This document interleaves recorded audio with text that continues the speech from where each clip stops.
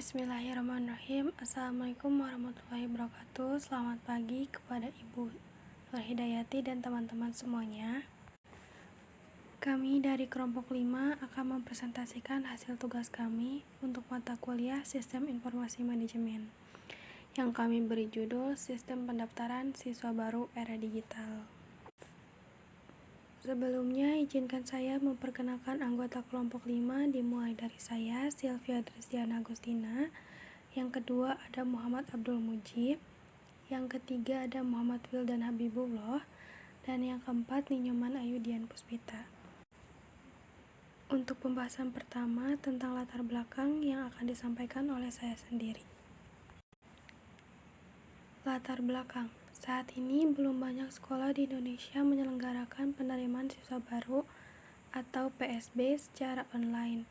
Dengan manfaat dan kemudahan yang ada, sudah seharusnya sistem ini dikembangkan oleh tiap-tiap sekolah.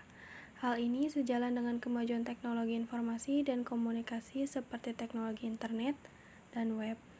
Dikembangkannya sistem PSB secara online di sekolah-sekolah ini diharapkan akan membuat pelaksanaan PSB menjadi lebih transparan, akuntabel, dan akomodatif.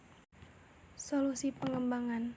Yang pertama, menghasilkan perangkat lunak sistem informasi penerimaan siswa baru berbasis web. Yang kedua, mengetahui tingkat kelayakan sistem informasi penerimaan siswa baru. Yang ketiga, kami membuat aplikasi atau website untuk pendaftaran siswa era digital. Dengan ini, siswa-siswa bisa mendaftar sekolah dengan mudah dan dinamis. Untuk manfaat program sendiri, ini ada 3. Yang pertama, bagi industri, sebagai bahan kajian dalam melakukan rekayasa perangkat lunak yang masih relevan. Yang kedua, bagi sekolah, untuk meningkatkan kualitas dan efisien pada pelaksanaan penerimaan siswa baru. Yang ketiga, bagi mahasiswa, untuk menghasilkan laporan penelitian yang dapat digunakan sebagai bahan acuan. Bab 2 tentang tinjauan pustaka. Ada kajian teori, pengertian informasi manajemen, dan klarifikasi sistem.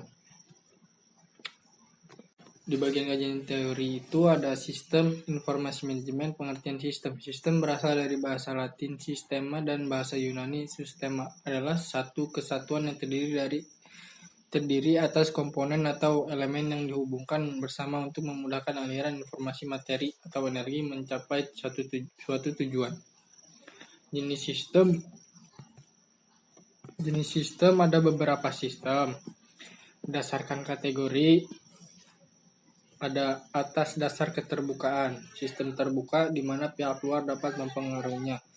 Sistem tertutup atas dasar komponen. Selanjutnya di bagian pengertian informasi manajemen. Pengertian informasi adalah hasil pengolahan data yang telah mempunyai arti sehingga dapat digunakan khususnya oleh manajemen dalam membuat keputusan.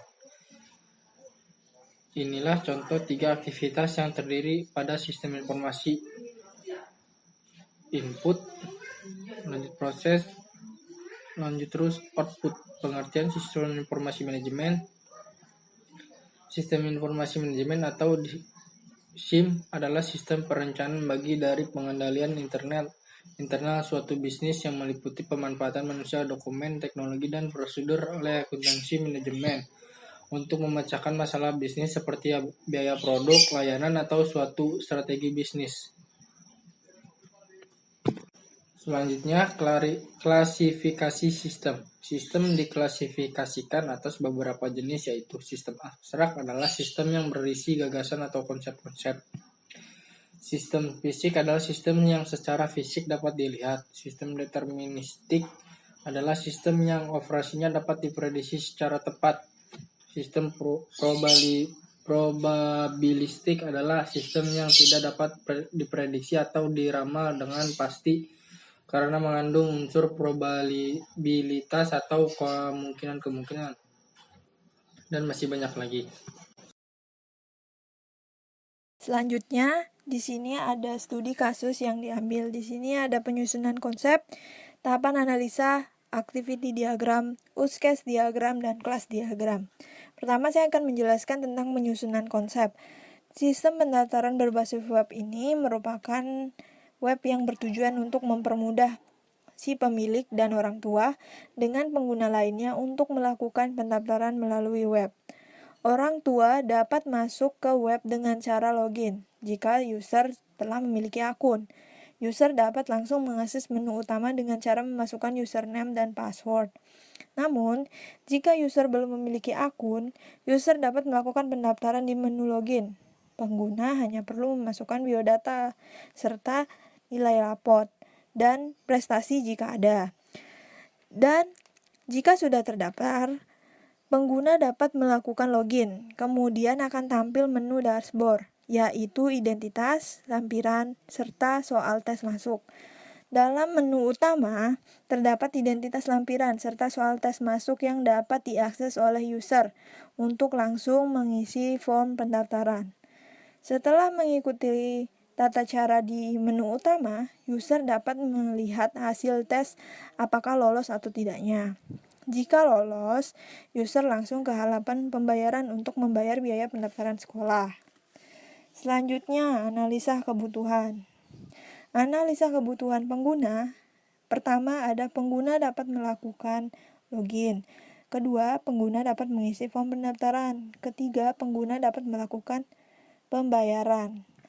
Untuk analisa kebutuhan admin, di sini ada yang pertama, admin dapat melakukan login. Kedua, admin yang memproses transaksi pengguna. Ketiga, admin yang mengelola informasi murid. Dan ketiga, ada activity diagram. Di sini ada gambar mengenai proses dari activity diagram dan proses webnya berlangsung. Dan ketiga, di sini ada use case diagram. Untuk petugas pendaftaran, di sini ada menu login yang bisa diakses, kelola portal, memberikan tes, menerima hasil tes, keluar hasil tes, dan buat laporan. Dan untuk calon siswanya, si pengguna, di sini ada menu registrasi, login, isi data, menerima soal tes, melakukan tes, memberikan hasil tes, dan memuat hasil. Itu bedanya antara petugas pendaftaran dan juga calon siswa untuk use case diagramnya. Oke, selanjutnya di sini ada kelas diagram. Kelas diagram ini sendiri berisikan biodata, data siswa, user, terus proses pembayaran dan registrasinya.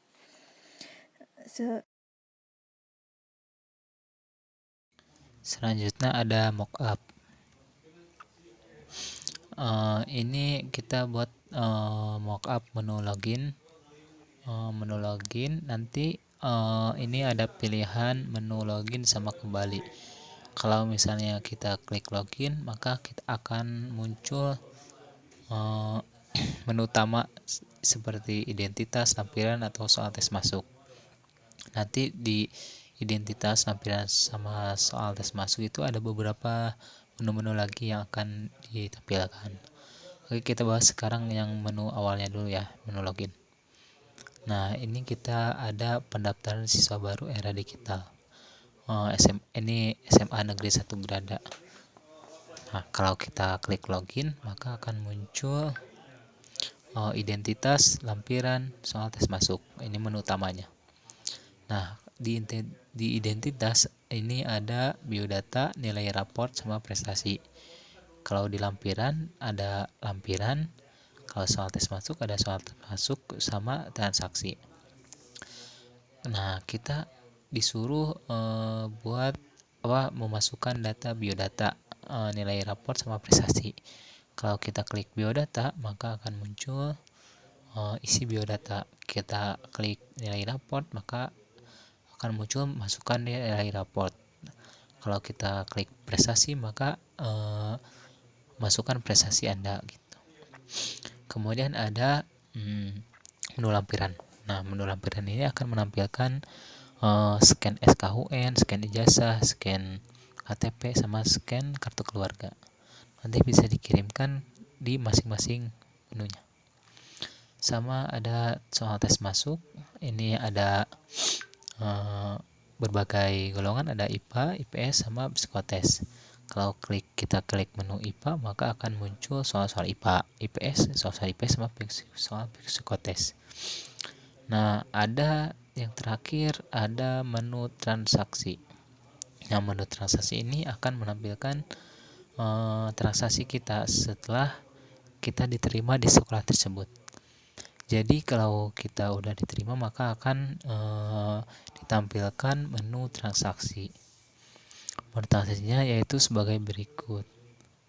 Nanti kita disuruh ngisi nama, jenis kelamin, ukuran seragam, sama kelas, dan totalnya nanti kita otomatis keluar.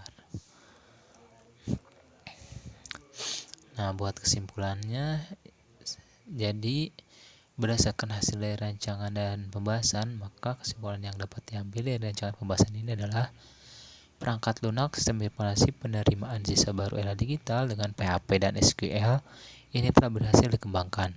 Sistem ini mengelola pelaksanaan penerimaan siswa baru, yaitu pendaftaran dan seleksi masuk. Pelaksanaan penerimaan siswa baru yaitu pendaftaran dan seleksi masuk. Aplikasi sistem penerimaan siswa baru ini yang peneliti usulkan dapat diterapkan dan dapat membantu dalam melakukan pengolahan data dan penerimaan siswa baru serta menyajikan informasi yang dibutuhkan untuk membantu pengambilan keputusan. Dengan sistem informasi yang baru, marketing sekolah disarankan untuk memperhatikan kekurangan dan kelemahan siswa baru agar dapat segera dicari pemecahan masalahnya dan dilakukan pengembangan sistem untuk masa yang akan datang demi kelangsungan pelaksanaan sistem informasi yang baik. Oke, mungkin sekian presentasi dari kelompok kami. Mohon maaf bila ada kata-kata yang salah. Sekian. Wassalamualaikum warahmatullahi wabarakatuh.